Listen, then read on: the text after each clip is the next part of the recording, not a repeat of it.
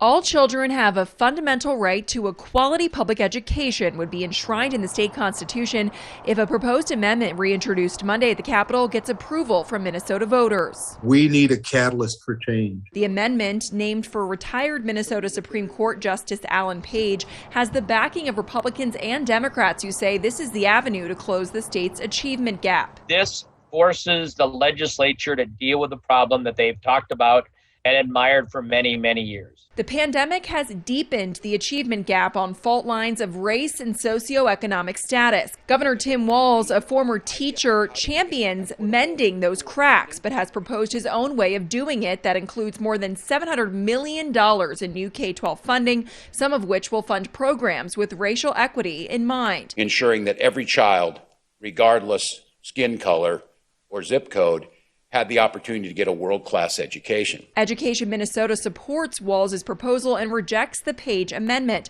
citing unintended consequences of getting tangled up in court with potential lawsuits.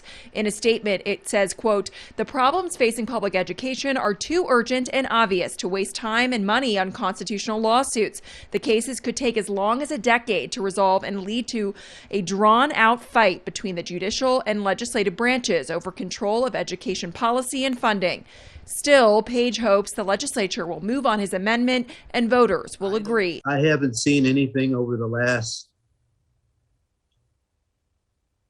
50 plus years that I've been here in Minnesota that tells me that absent constitutional change, anything else will change. Caroline Cummings, WCCO 4 News.